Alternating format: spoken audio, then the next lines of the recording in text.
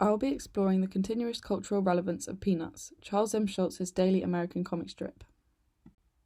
The strip ran from October 1950 to February 2000. Schulz himself drew every single strip, and the final one was printed the day after he died. It is, quote, one of the most popular and influential comic strips of all time, and continues to capture people's hearts more than 20 years after Schulz's death. The strip shown here was the first one published, and immediately it has the quintessential bittersweet tone of Peanuts and Schulz's iconic drawing style. I'll be drawing from recent texts written about the work of Schulz, including writing by other comic artists and comic historians, and critical writing surrounding the 2018 Good Grief exhibition at Somerset House. The cultural endurance of Peanuts is down to a combination of factors: Schulz's ability to respond with sensitivity to the cultural climate, which I'll consider through the introduction of Franklin, the timelessness, relatability, and existentialism of the characters in their world, looking at Lucy's psychiatric booth and the character of Linus, Schulz's comic timing and mastering of the 4-panel strip, Schulz's style and character design, looking particularly at Peppermint Patty, and finally the movement with technological advancements, considering A Charlie Brown Christmas and the Peanuts movie. American newspaper comics evolved during the late 1800s, with The Yellow Kid, shown here, by Richard F. Outcault being the most popular. First appearing in 1895, The Yellow Kid was a scruffy child who wore an oversized yellow shirt and hung out in the slums of New York. It, quote, defined the form and content of the American newspaper comic feature. Though it wasn't the first comic to use things like speech bubbles, sequential panels, and colour on Sundays, it certainly cemented them as key to the genre. Newspaper cartoonists are, quote, restricted by the rigid formats and demanding deadlines of the funnies business. They have to fit into certain space and a certain number of panels, be legible when printed small, and capture the attention of a huge range of readers. The Yellow Kid's design, too, bears a striking resemblance to Charlie Brown, as you can see here, a bald kid in an oversized yellow shirt. As the strip was running, Schulz was constantly reacting to and engaging with the current social and political climate. He wasn't afraid to adapt and add characters and storylines, and would often refer to real-world events or figures, from the H-bomb to Billie Jean King, as shown in this strip. Schulz was a great fan of Billie Jean King. Here, Marcy and Peppermint Patty discuss her and the need to work for women in sports. One particular example I'd like to focus on here is the introduction of Franklin, Peanuts' first black character, quote, a defining moment in Schulz's legacy. Following the assassination of civil rights activist Martin Luther King on the 4th of April 1968, schoolteacher Harriet Glickman wrote to Schulz, suggesting that he introduce black characters into the strip. She felt that the inclusion of black children into the Peanuts gang, quote, could happen with a minimum of impact. His comics were so ubiquitous and beloved that he would not be ruined by prejudice backlash. Schulz, generally unafraid of conveying his opinions through his comics, was initially hesitant to include a black character, worried that it may come across, quote, patronising or condescending. Scott Ball writes, quote, if he was going to include a black character in Peanuts, he wanted him to be authentic, not contrived. He wanted to consult his black friends and other artists on how to do it in a sensitive and accurate way. Indeed, Franklin was introduced without fanfare, with no particular attention drawn to his race, but clearly black, with his cross-hatched skin in Schulz's drawing style. In his first strip, shown here, published on the 31st of July 1968, he meets Charlie Brown on the beach and returns his lost beach ball. Protests surrounding segregated beaches in Mississippi were happening the very same year, yet Schulz shows this as a place the boys can naturally meet and play together. Charlie Brown is quintessentially Charlie Brown here, looking depressed in the first panel at the loss of his ball, and then greatly cheered by Franklin, only to go back to being self-deprecating in the final panel. Franklin appeared in 3 consecutive strips set here at the beach, in the second of which, shown here, he tells Charlie Brown that his dad is away fighting in Vietnam. This made the series monumental not only because of Franklin, but also because this was Schulz's first direct reference to the Vietnam War. The moment is bittersweet. The boys are, quote, colourblind and just chatting and becoming friends, yet we're also left wondering if Franklin's dad will return from Vietnam. Schulz acknowledges and makes his statement on 2 of the biggest social, political issues of the moment in a simple, innocent conversation between kids on the beach, a perfect example of how he responded to society and culture and used his work to subtly convey his own beliefs and promote progress. The way Franklin is drawn is significant. Apart from his cross-hatched skin, his character design is exactly like the rest of the kids, as shown here. His clothes, body, and features are the same style. Schulz doesn't make him feel other or sensationalized in any way. He doesn't feel like a caricature, far removed from black characters of the 1940s like Disney's Sunflower, cut from the 1940 film Fantasia in 1969, just the year after Franklin was introduced. Here you can see the way she's drawn exaggerates stereotypically black characteristics at the time, a hurtful and damaging caricature and giving her a clear sense of otherness compared to her white counterparts. Franklin continued to appear in strips, often in school with Peppermint Patty and Marcy, like here, helping Peppermint Patty with her work, or playing Peppermint Patty's baseball team, quote, two highly symbolic locales of racial integration. Though integration of schools had been ruled in 1954, many were still to put it into practice throughout the 60s.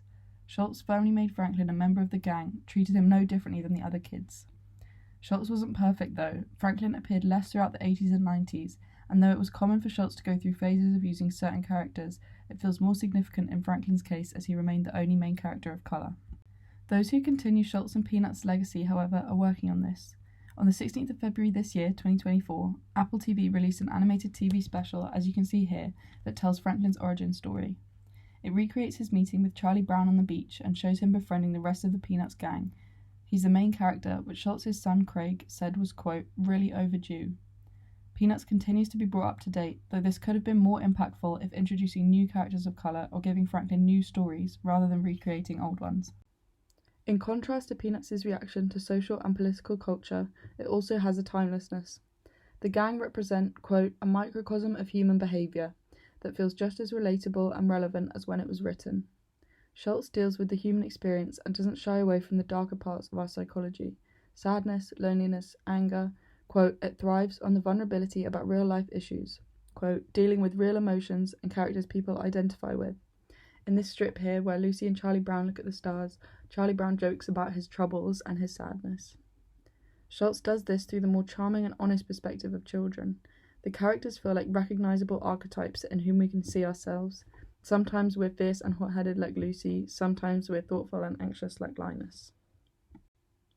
Lucy's psychiatric booth, first shown in the strip on the 27th of March 1959, played on the rise of, quote, shrink culture in the US.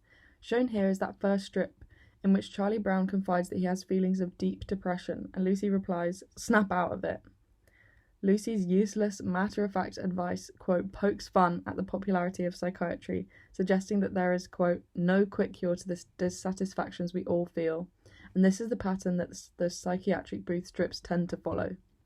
But along with Lucy's comical bluntness, there's a poignancy and realness to Charlie Brown's vulnerability, and he speaks fears that we all feel. Schultz, quote, struck chords with adult readers who openly or unconsciously shared the cuss problems with identity, respect, and self-worth.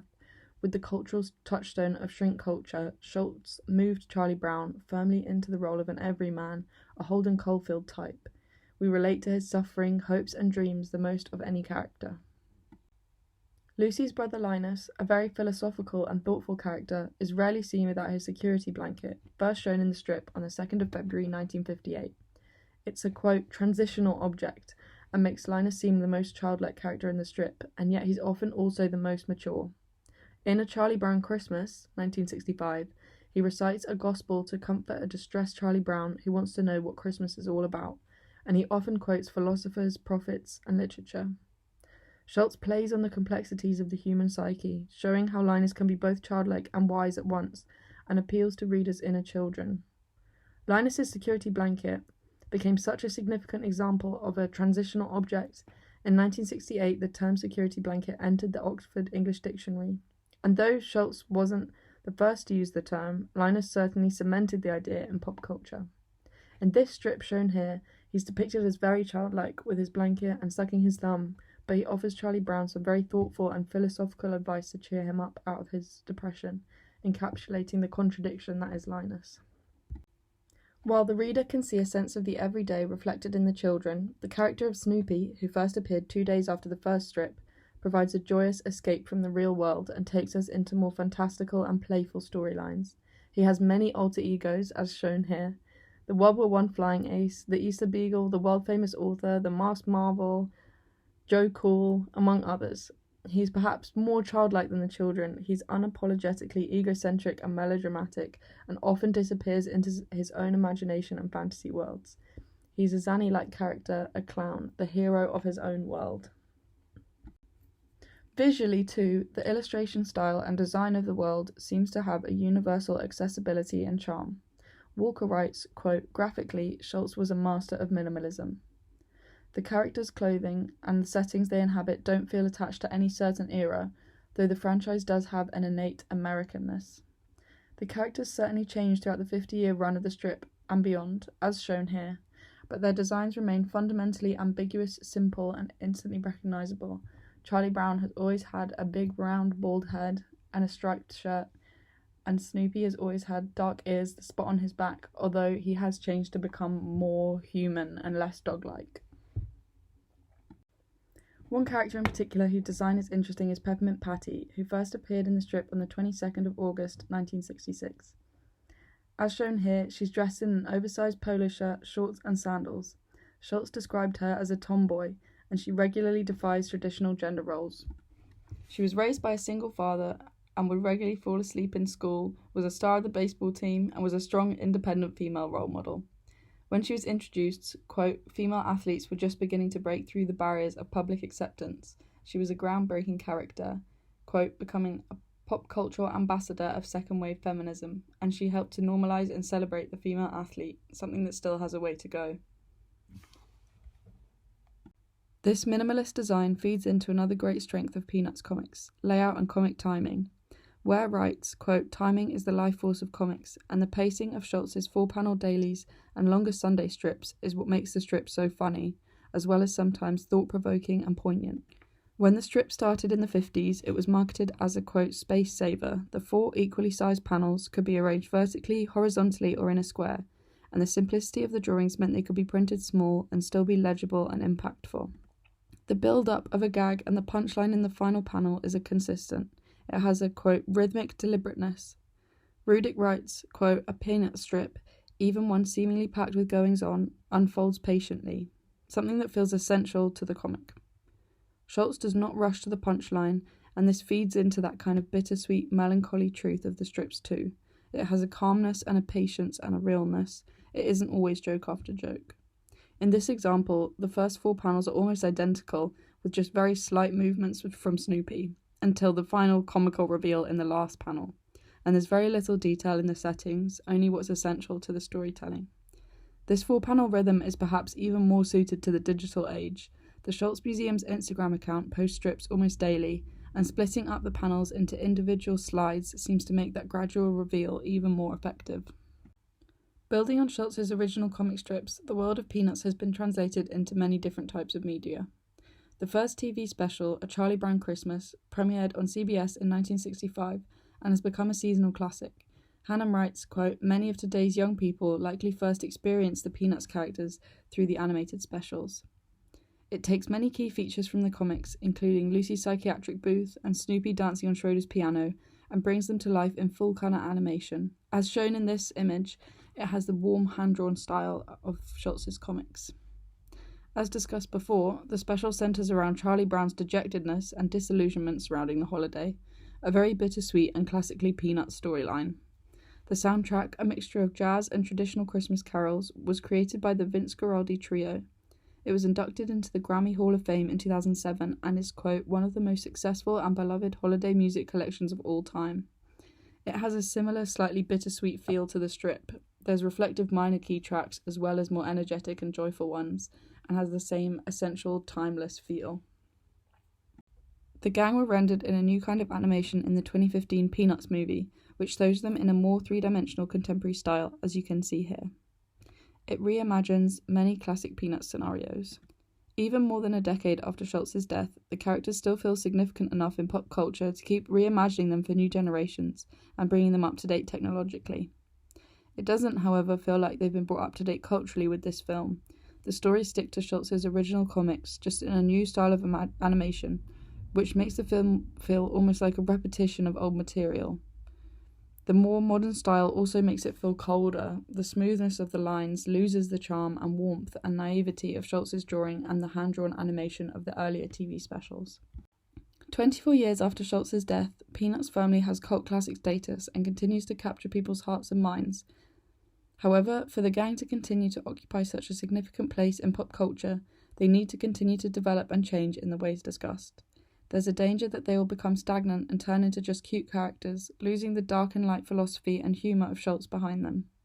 But with the recent Apple TV specials, like Welcome Home Franklin and Snoopy in Space, shown here, which coincided with the Artemis 1 spaceflight, that feel more faithful to older animation styles and therefore Schultz's original drawings, it seems there's hope that the Peanuts gang will continue to react to current events and stay relevant to contemporary culture, becoming as much a cultural touchstone for future generations as for its first readers.